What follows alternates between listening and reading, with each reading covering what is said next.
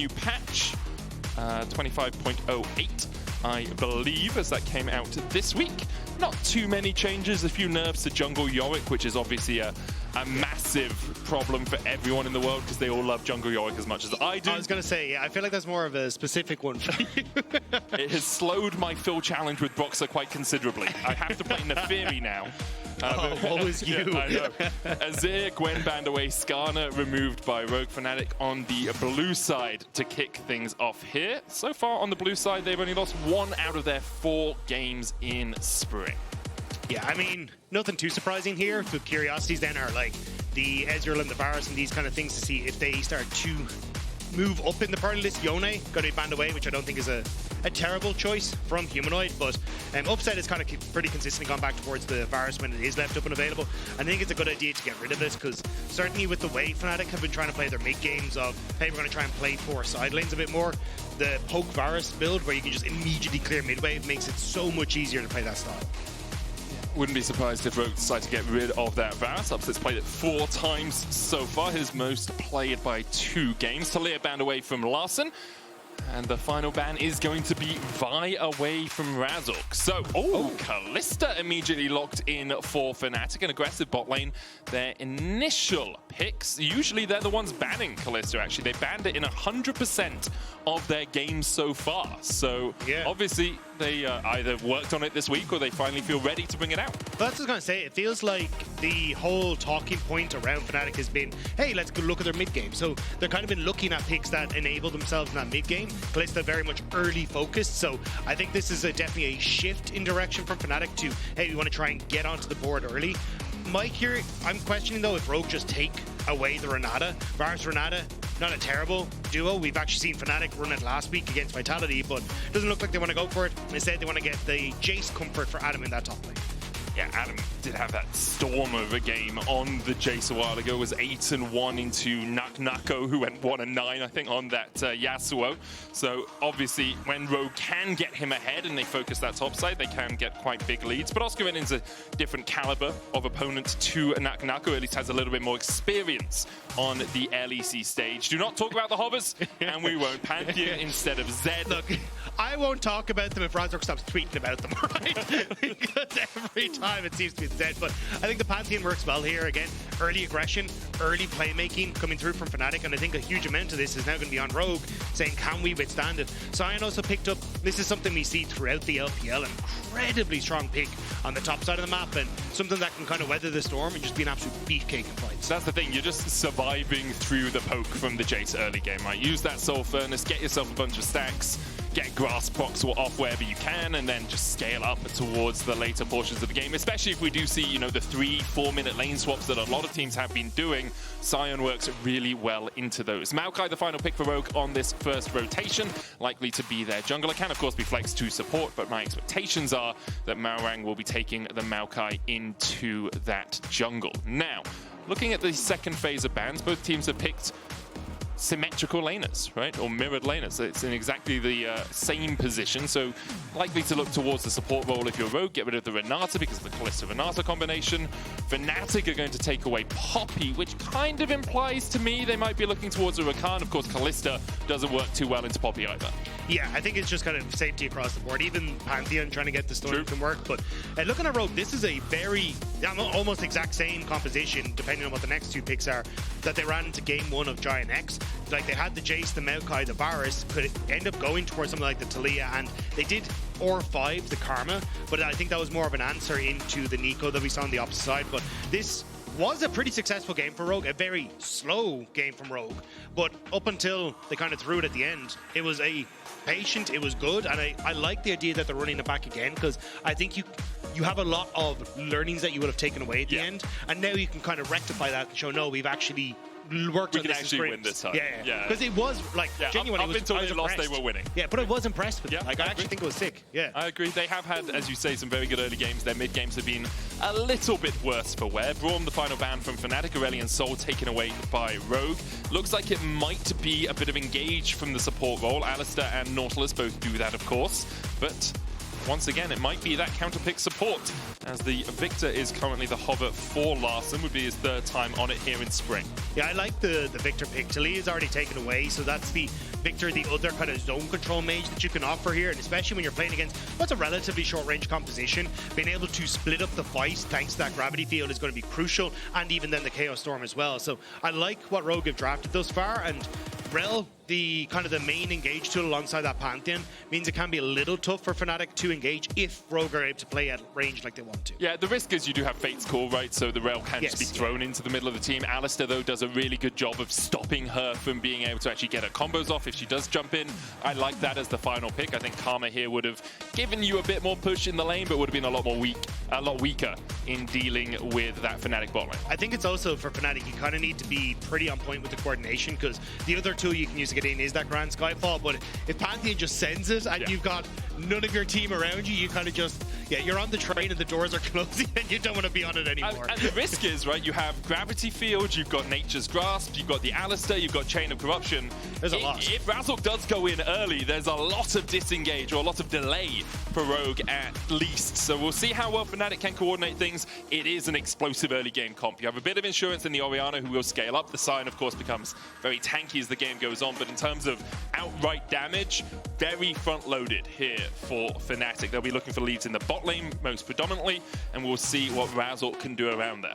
Yeah, I think that's exactly it. Just try and get your bot lane ahead, make sure they're in a position to try and play things out, and in that point, I think you're in an okay spot to try playing for these early dragons, look to kind of spike off that 3 to 4 dragons around the 23 to 25 minute mark, and blow open the game off of 2-item spikes across the majority of your carries.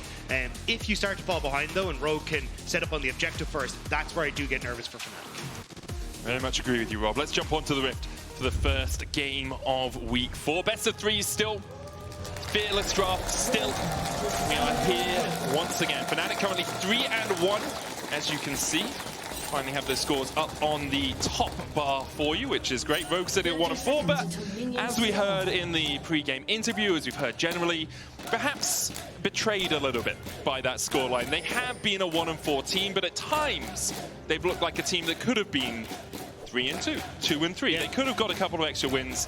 We'll see if things have been evolved over the last week. Regular lines of scrimmage set up for both the teams. No one really making too much headway into either side of the jungle. And I do think one of the shining lights on Rogue has been Adam. I think this guy's been putting in a heap of work and has been getting some early assistance from Malrang, and I kind of expect that to be where Malrang wants to make things happen, right? Because you can always, with the Jayce, set up for some sort of early dive. Sion will get tanky as the game goes on, but like the ability to interrupt a ton of his spells with the knockback on Jayce, with the Bramble Smash from Malrang as well, makes that dive relatively easy to go for. So, but at least with the way things are looking at the moment, Malrang starting on top side means the chances are he will just look for the counter play, where you assume Razork is going to go for the gank on bot lane. Mikyx looking to get that bone plating off Execute early, has dismounted for the shield and allows him to trade aggressively into Execute and Patrik at the level 1. Upset and Mikyx will be looking for the push in this lane, but it won't be as easy to gain.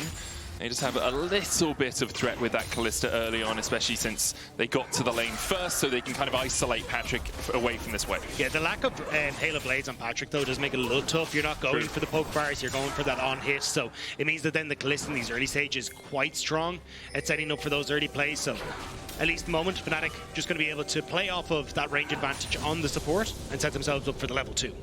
Yep, Mikyx will get 2 first, use the oracles there to sweep out the bush, but no ward from Rogue as they have an oracles of their own. The wave is going to crash in here. Malrang is on the bottom side of the map and could look for a level 3 gank. Yeah, I think Malrang's pathing here was basically to cover, is Razork going to go for 3 camp spot into a bot gank? So he's basically done this where he can immediately hit 3 on the quickest route, then get in towards the bottom side of the map and make sure that he's able to cover. Now that they haven't gone for that early play and the wave's crashing, he feels fine to go back up towards that top side and now cover for Adam as he's going to be shoving in that top wave. Also covers him with Razork, instead of deciding to gank, goes for an invade. Right? Tries to steal away that blue, you know, Razor Beaks into blue or something. Malrang is able to get across there quickly enough to see that his blue wasn't being stolen. Adam, as you say, a key point for Rogue over the last few weeks has been having a relatively good spring split overall, probably one of the best performers on the team. When he's on his Jayce, he can do magical things. The issue is, how magical can things be into a Sion, right? It's very unlikely you're going to be able to kill him consistently in lane. Good knock up here from Execute. Mikyx does still have the flash and will use it. Both the ignites burnt from the supports here, but Mikyx has to burn an extra summoner. Yeah, Mikyx tried to go for the knockdown, but it's kind of where Alistar shines, and also sliding that a little bit too far behind the Alistar setup for the headbutt underneath. So flash gone, but the jungler is here. Should be spotted on the ward in just a moment, but I think it's just a scuttle take more than anything else. Yeah, diving Alistar is still pretty tricky, especially when he still has that flash. You can Q buffer flash so that you have minimal time to react to that pulverized flash combination. For the moment, Mikyx and Upset are just going to base, go back, get themselves towards those first items. Oscarinin is low in the top side, and Malrang could look for a gank. The wave still a way away. Oscarinin going to start his recall, but with a sapling coming out and TP from Humanoid to the mid lane. Oscarinin is on his lonesome for now. Upset and Razork are on their way across. Will Rogue call off the dive? It's been a while.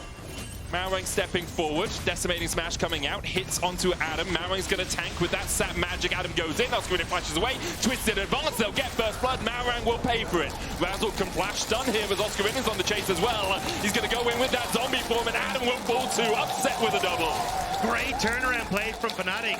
This was the time that you were talking about, Medic, that kind of 4.5 minute lane swap, and Rogue didn't respect that it could come through after that initial reset from the bottom side of Fnatic, and they're able to turn around the top side dive. Great cover from Fnatic. And get about 500 gold lead, and all of that sitting on their Kalista. Upset across the course of his career has played 16 Kalista games, has gone 8-8 through them. We want to push that number slightly in favor of the wins with a victory here against Rogue in one position he's in to do it. Fnatic out to an early lead.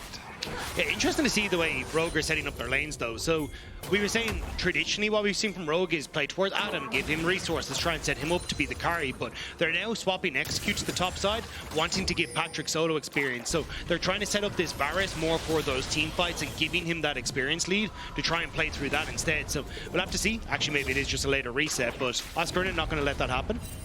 Yeah, Patrik's going to see that wave frozen in front of him. Razork is on that side of the map as well, so if Patrik stays around a little bit too long to push it out, there is the risk of a gank. You can see Malrang covering him for that. And just like, hey, I need a little bit of assistance to make sure that Oscar can't just hold this in my face. Malrang now runs out of the bush, puts a sapling in. The wave will crash as Oscarinin can hold. He can still hold it for a second. Yeah. He's a Sion. Patrik realizes he can't step any further forward, so he backs away. Yeah, it does mean, though, Razork's going to have to walk his way all the way up towards, I imagine, what his Void grubs, because that's where his bot lane is, and you want to try and go for the cross map. But Malrang is also moving, so Adam should be aware, that the bot lane of Fnatic are going to be on the top half. But yeah, it's unusual movements from Rogue. It's definitely a, hey, we want to try and set Patrik up. Larssen has to flash, gets underneath the tower. Razork burnt his flash as well, but you can see Razork just trying to expend some resources from the enemy before those grubs do spawn. Execute's going to headbutt pulverize Mikyx away, but Upset can chase this one down. Adam has a flank position, can't do much more than a shot blast. Yeah, Malrang now, so basically Malrang moved up to take some of his topside camps to ensure that then Fnatic couldn't go Void Grubs into his Raptors. Now moving back down to this bottom side to answer for the Dragon and the cross map. So Rogue basically covering multiple bases there, and also by moving Execute to this top side makes it some sort of dive on towards Adam impossible. Yeah, it does feel more like Rogue are trying to absorb the pressure from Fnatic on the top side while letting Patrik walk back down towards bot. The wave had been frozen on him. They know they're not really going to contest the grubs. It's more about delaying Fnatic and taking that so they can get this dragon. A 3-for-1 exchange. Oh, boy. And Starfall coming out. Unstoppable onslaught as well. Patrik has to flash away from it. Oscarinin looking for the chase. Does land the slow. Malrang will be knocked up with the decimating smash, but no more happening in the jungle. I'm kind of surprised that they went that heavily on the play.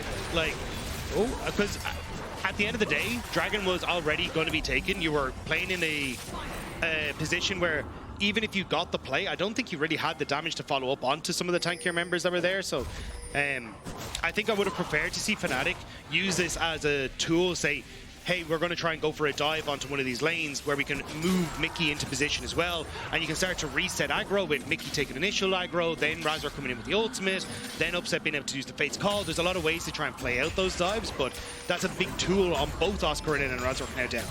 The fact that Patrik doesn't have the flash, though, might facilitate one of those future dives. Does still have the cleanse, so we'll see if Fnatic can use the summonerless Patrik to get themselves 300 extra gold, or whether that ends up being really a damp squib.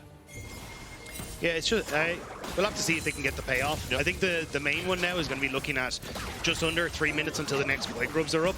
I imagine Fnatic again going to try and play around that, because you definitely want to set yourself up where tower taking is crucial on a short range composition like this. Yep. You kind of need to outpace your opponents on the map and quickly take turrets. So those 6 void grubs could be really crucial, even though you kind of consider it a objective that you want a split pusher to have. And when you don't really have anyone that can hit a tower, it also becomes quite valuable. 100% agree with you there, Rob. Fnatic do have about a 1.4k gold lead. Mikyx poking his head in here as they have the push through bot. Upset's coming across as well, but more just about clearing out vision. Fnatic setting themselves up to have pressure on this bottom side. Upset will be alone for a little while here, as it looks like Mikyx wants to base to replenish his stack of wards, and then will likely just sprint out, maybe open mid and work his way through the bot side. Instead, he decides, I can just go straight to the bot lane. This wave can be pushed in by Patrik and Execute, and I want to make sure Upset isn't the worse for wear. Yeah, no Mikyx means that there's not really any potential here to make a play. It's good looking at Malrang, who was there to cover a potential dive on the bottom side as well, but I think Fnatic are kind of happy to just continue playing through the positions that they're in, right? They have 2 kills now onto Upset. He's in a great spot. Your Jayce on Rogue is not getting that far ahead. The collapse here, Fate's Call coming out. There's the Pulverize, headbutt back. Flank position, Chain of Corruption is cleansed away by Upset. Patrik down to about half his health. Still no flash on him. Razork might look just to slow his retreat with a spear, and he does that. Are they going to continue the dive? Execute can walk and just body block for Patrik, so they will lose a plate here and about a couple of minions, 1, 2. I think it'll be the next wave as well, because Fnatic now stepping in behind the turret to make sure that this one clears out, so it'll be quite a bit lost by Patrik. And Malrang is now trying to move down here to cover on this play and see if they can gain access for Patrik and Execute to the wave, but yeah, it's a good few that are going to disappear. Execute goes in onto Mikyx, but Mikyx's not tanking the tower, so just waits until he's out of range and then jumps away with the crash down. So 10 minutes in, it's a Drake exchange for the Grubs. Fnatic have a slight gold lead. It's also the slight XP lead, because Upset was slightly behind Patrik off of the initial moving around and Patrik getting solo XP, but off of losing that wave, now Upset is caught back up. And when you look at the top side of the map, Oscarinin also has that lead because he got the solo XP. So for Fnatic, here comes the dive. Adam has flash, but doesn't really have an opportunity to use it before he is just dead. Meanwhile, in the bot side, a dive might materialize here for Rogue. Nature's Grasp comes out, only clips onto Mikyx. Execute has the ultimate, and even with the TP coming out, I don't think Mikyx survives for long enough. Execute tanks up with the Unbreakable Will. The TP was cancelled as Humanoid, I think, met a gravity field in the mid lane. Yeah, I think it was Larssen being able to interrupt that, also throwing down, actually might have just been the Chaos Storm as well, to get the channel off, but nicely done by Larssen to stop that, and it's Mikyx who ends up giving his life. And Rogue responding well. They knew that there was no Fate's Call available for Upset, so just turning on towards Mikyx, a valid option in that case. Yeah, nice little dive from Rogue, but still a 400 gold lead for Upset on that Kalista, and gold leads across the rest of the map as well. 700 the lead now for Razork, 500 for Oscarinin in the top lane, who was meant to be the point where Rogue could focus. Yeah, that's the big one for me. The fact that this Jayce is kind of just nullified in this position. They haven't given him resources to really play through this top side. Like, there wasn't enough vision to continuously shove waves, to start to look for plates, and also then with the lane swap meant that he couldn't get access to the turret as easily as he would have liked to. So this Jayce, not a big factor right now, and it's Fnatic that are looking to bully through this Kalista. And look at how far Patrik and the Execute have this play, right? Like, Upset's pushing the wave in, there's a cannon minion here, Razork and Mikyx just... I need to correct you there, they don't get to play. Oh, true. Yeah, that's true. You guys can watch. It's absolute cinema for Patrik and Execute. They're just there with their popcorn, watching as the top tier 1 will be the first tower of the game for Fnatic. 6 grubs for them as well. Mighty powerful are those grubs when you have these short-range compositions, as you were saying. Rogue will get their second dragon of the game, but Fnatic will be very happy with this exchange. Yeah, especially now that they can just basically constantly play through Upset. It's, okay, reset, we can now put him in towards that bottom lane, continue with the pressure that we have from Razork, as his ultimate's about to come back up off of cooldown, try and look for plays on towards this bot side turret, then you can rotate in towards mid. And once you have these side lane turrets down, it becomes really difficult for Adam or Larssen to contest sideways, because at any point in time, Razork shows up in the lane with Oscarinin ulting, dead. Humanoid ends up putting the ball on towards Razork, dead. It's impossible for Rogue to address any of the waves on the map.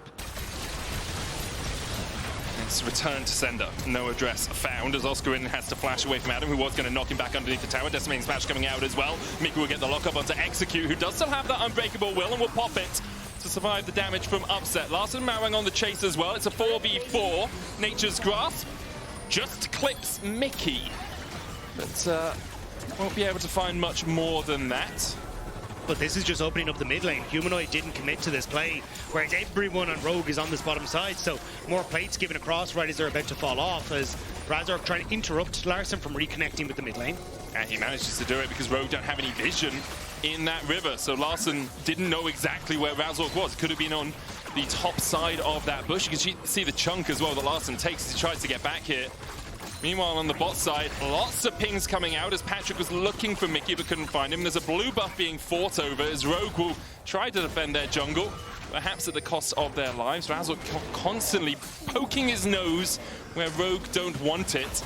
Blue buff is in the bush right now, so it'll be very hard for Razork to steal it, and Malrang does manage to get the smite down. Yeah, a little dicey on the steal, but now Humanoid finds Adam in his lane. And, yeah, just walks away from him. It's like, okay, mate, that's fine. But again, it's kind of Rogue overloading a part of the map, hoping to counteract Fnatic's play. But Fnatic are like, oh, there's more of you, cool, we'll back off because we've got push in top side. Now it opens up Oscarinin to make the play, and we got the mid lane play, and we're missing ultimates on the bottom side of the map. Chain of Corruption is the most missed ultimate in the game. I'm so sure of it. Yeah. But talking about how Fnatic are playing this mid game, Vedi had actually help prepare this graphic, looking at the Duffman effect, right? Fnatic's mid games. In winter, they tended to get about 600 extra gold between the 14 and the 25-minute mark. In spring, they've got about 2,400 extra gold between the 14 and 25-minute mark. They haven't been in as commanding a position through the early game as usual, but they get ahead and then they snowball a huge amount over about the next 10 minutes of the game. So right now they're 4,000 gold ahead. That's a pretty sizable chunk. We'll see how much they can extend it. And I think you can definitely see these same thought processes that we got on G2 now coming to Fnatic, which was, you know, Caps is going to be in a side lane when we fall behind and we're going to give a ton of resources to him. If you look at like Vitality Game 1, Humanoid, after they fell behind on the Rell Sol, just existed in a side lane for the majority of that mid game to get him resources, and then later on he blows up Carzzy in a team fight, right? And it's a lot of these similar stories that we're seeing as Fnatic learning to play sides. Larssen pulled back with the shockwave, gravity well on Humanoid, will stun him up, knock back on Mikyx, but Fnatic, you can poke and you can prod and you can look for these little bits of damage, but they kind of knew they were never getting a kill there. All they really want is the tower and continue to extend that gold lead. And it's kind of understanding how to use that pressure is what has been the big factor for Fnatic. It's still not perfect, but it's only been a couple of weeks, and I think but you can see the changes in the shift in mindset that make me excited for Fnatic to see that we might have them as like another team that can commit to a title. I've played it out in my brain. 14 million possibilities, and only one to Fnatic not go 0-3 in the finals, okay? It's just the most Fnatic thing to do. Give us all a huge amount of hope. You're like, oh yeah, we're going to play really well this time. They're going to challenge. No, 0-3. Maybe 1-3. Maybe they take it again. We'll see. Yeah, I think I agree with you. Sorry, just quickly. I 100% agree with you. There's a huge amount of hope for Fnatic. And because it's not just we will hands dip our opponents, which is what Fnatic have relied on so many times over the year. Like, look, this is 3-2. They're out-moving Rogue on the map. And Rogue, their early games have been impressive, so being able to do that through the early game into the mid game is a very solid sign for Fnatic. Chain of Corruption again. I don't even think it's an ultimate, guys. I think it's just a bait. I think Varus is patched and balanced around his 3 abilities, and they assume all chains of corruption will miss. The problem is, it's like, as a player, when you listen to the Darken inside you, that's when it goes wide. When you go with humanity, the voices. But no, I think, like, I want to go back to a point you hit on, which is like, it always felt like Fnatic, even when they're at their best, was, hey, we're going to outplay you in a team fight. It was that hands dip. Yeah. But what I really like about watching this Fnatic now is you can see the growth on how they want to operate on the map. And how, like, thinking ahead of time is, when do I need to reset to catch this side wave? When do I need to set this up?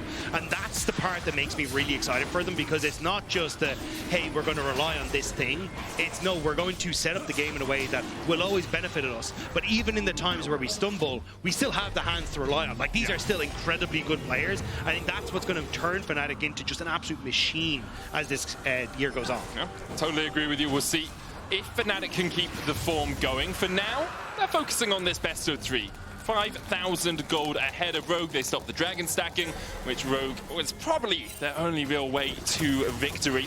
Early game has not gone in Rogue's favor at all. And I'm trying to look for, like, how do you get back into this? You do have good scaling on hit. Varus, very powerful later on. Larssen as well on the Viktor will put out a huge amount of DPS. The problem is your tanks aren't as tanky, and your catch isn't as catchy as Fnatic. I think at this stage, if I'm Rogue, I'm like, right, we have 2 dragons. What do we need to address in the map? Like, until Baron spawns, kind of nothing. Like, everything else can kind of just sit there and do its own thing, right? So if I'm going to be Rogue, I just want to try and catch these waves, make sure that we're in a position to cover in case Fnatic overload, and that's kind of what you see at the moment, is Execute trying to get that vision to spot out how Fnatic are moving through their jungle. But unfortunately, you can see once you start to lose control of these parts of the jungle, this becomes impossible to match both sides. And with those 6 Void Grubs, Fnatic just takes these turrets the second you're not. Yeah, that's the main risk, really, isn't it? 6 Void Grubs, if you're not there for 10 seconds, your tower is gone. You can see Upset and Razork playing around the mid lane as Unstoppable Onslaught comes out onto Larssen. There's the Grand Starfall as well. Oscarinin has tanked this tower for an absolute ice. He's still just tanking it. What is Sion, man? This is why he smacks the tower for half its health. He's a lumberjack. He's not a mason. This is why it's been everywhere in the LPL. This pick is so dumb. But yeah, I mean, look, just Sion things. It works out great. Man is going to wander in again, get another Demolish proc, and Adam is about to be the next victim of the Fnatic playing on towards sides. That Roar of the Slayer already got him 977 stacks, 4,200 health on the Sion right now, and really, there's only physical damage that can try and hurt him right now, and it's not really doing enough to get through him. Adam is at 2 items. Black Cleaver was his first pick, knowing that the armor stacking can come out from the Sion. We saw the tower not quite falling in the bot side, but all 3 of those tier 2s about half HP across the map. Next neutral objective, 2.5 minutes away. It will be an Infernal Drake, but as you say, very likely that Fnatic will push up the lanes, take that for free, and Rogue will just be left catching these waves. Yeah, and kind of back to your point, like for Rogue, they kind of wanted to be able to play for, hey, we get on the objective first, we're able to contest using range, but at this stage you're barely holding on to your structures, and anywhere that has an objective just becomes way too difficult to access. So with Atakan up and available, it feels like Fnatic just end up moving over towards that. They're then going to be able to start wailing through mid lane towers, especially as we already saw what Oscarinin can do solo to a tower if left to his devices. Doesn't really have to worry about taking damage either. So Fnatic, this is kind of, if you're a Fnatic fan, well, you want to see this slow and steady gameplay that's going to close the game out for them. Clear out mid, move through the jungle towards the bottom side, play with the fact that you are in Fog of War. Adam will be able to clear out this wave before Oscarinin can get close enough. Upset goes back towards the mid lane to make sure that wave is constantly shoved in, but you can see, like, where with Fnatic? Well, we saw Razork because he stepped into vision. Mikyx was able to sneak his way around that corner, and now they'll play through this mid wave. There's a blast cone there for Mikyx if he wants to get here a little bit quicker, but fair play to Rogue. They've managed to survive at least the last couple of waves without losing too much health on these towers. Yeah, I think, again, this is kind of the only way I feel like Rogue get back into it is, hey, just hope we can hold on to these structures and play for 3-4 items, but yeah. It's a curse. I know, but there's nothing else you can do, right? It's like, you're just slowly losing at the game. Yeah, it's just really well synced from Fnatic as well, because they go into Fog. Larssen steps back from Humanoid because he's like, I don't know where they are. They could be coming through topside jungle, and then you see 3 people just appear in the bot lane when the wave crashes. It's like, okay, well, we can't defend this. You lose top tier 2 and bot tier 2, and Fnatic extend that gold lead to about 7,000. So between the 15-14 minute mark and the 23-minute mark or so, they've garnered an extra 2,000 gold on the map over Rogue. Good stuff overall from Fnatic. Now we'll see if they can dot their I's and cross their T's and close this one out. Yeah, for Fnatic is just establish vision once more in these in jungle camps and make sure that you're fine to continue pressing on. The bottom tower gone. I wasn't sure if they're going to swap the, or maybe they are, I was going to say swap the Orianna down to take that bottom side of the map, because she can then push and group mid. But with 15 seconds now until Dragon, looks like there might be the big engage in mid. I don't even know. Like, if you're Fnatic, you kind of want to fight because you should win it. You're just that much stronger. But Rogue are all on 2 items. So in terms of actual direct itemization, there's only a small amount between the 2 teams right now. Yeah, and I think the fact that you're giving Rogue access to a potential trade kind of helps, because now Rogue are on the objective first, which is exactly where they wanted to be. So as long as they can get some poke down, you're in a decent spot. Mikyx just needs to be careful of any of these accelerate shock blasts taking his health bar down. Yeah, you can see Razork actually leaving the Dragon. Grand Starfall is available to him. That Pantheon ultimate. Oscarinin is just going to walk straight in. Unstoppable onslaught. They get the damage. Look at how low Execute already is with the Grand Starfall there to follow up. Mikyx dives in with a Magnet Storm. Malrang falling low. The Otacon secured by Razork. He gets the smite. Mikyx pays for it with his life, but Patrik follows suit. Upsets flashing forward, and Malrang is going timber. The tree has been felled, and the petals their prize. Yeah, Adam managed to sneak a few away, but at the end of the day, it's still Fnatic coming out on top, and how they just reset and go for that dragon off the back of it as well. So Mikyx sitting off to the side here. As you get this engage coming through from Oscarinin, it works out perfectly because Humanoid's in position then to follow straight away with the shockwave. So everyone on Rogue ends up getting, well, 2 members on Rogue get caught out there. Razork then able to follow through. Mikyx engaging as well to set up on that back line. As you say, he ends up giving his life, but sets up perfectly for Patrik to then follow, and Adam is just doing his best to hit off the side, but you can see the damage he's doing to Oscarinin. Like, it's absolutely nothing. Negligible at best, as Fnatic now get the Otacon. Alongside the pedals, you do get a buff to all the neutrals you've taken in the game, which will only help, or the big neutrals at least, only help them with the Void Grub push. As Razork dives in, like, Oscar tanked that tower for just an age. There's nothing you can do, man. The thing is, he's at half HP, which means you've only got 3,000 more to go. It's like, it's so ridiculous. I think that's just Baron for Fnatic. Yeah. Void Grubs and Oscarin's tankiness allowing them to bait Patrik into a state of unawares, we'll call it, as they see Rogue TPing down towards that bottom side to try and get themselves onto Soul Point. They're 10,000 gold in the hole, and I don't even think a soul would save you from that sort of death. Razork and Upset should be able to secure the Baron. Oscarinin, Mikyx, and Humanoid should be able to keep Malrang, Adam, and Larssen away from the Drake. Malrang goes in, knocked up with the Decimating Smash. There's Mikyx with the Magnet Storm on the backline, finds 2, but the rest of his team unable to follow. Grand Starfall in by Razork because he looks for a little bit more of a chase. Execute won't go in, and Malrang will die. So yeah, Fnatic get it all. Oscarinin came out with more health than he went into that fight with. Yeah, tanks, man. Unending despair is the thing, you know? But yeah, I think at this stage, like, I appreciate what Rogue are trying to do. It's just anything we can get access to in the map, try something, throw stuff at the wall and see if it works. But unfortunately, at this stage, you're just too far behind. Like a 12k gold lead for Fnatic. They can continue to do whatever the hell they want. And as they go towards the base, with Baron, it's just nothing Rogue can really do here. The thing is, with throwing stuff at the wall, I didn't want to say it. And seeing it helps, works for pasta. But that bit of pasta you can't then eat. And it feels like everything that Rogue have thrown at the wall is now inedible. Why can't you eat? What's wrong? Because it's been on my wall, man. My walls are clean.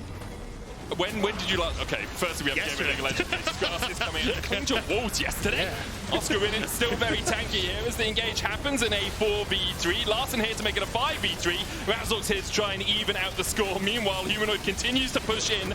5v4. Rogue are on the back foot. Razork won't fall, Fnatic will get a kill, and Humanoid very happily will accept all of these himself. Shockwave goes down onto Malrang. He gets another one. There's nowhere to go. You're stuck between a ball and a hard place, and your only choice is death. Mikyx the only one for Fnatic to fall. 15 kills to 4 and 16,000 gold ahead. Fnatic will clean out game 1.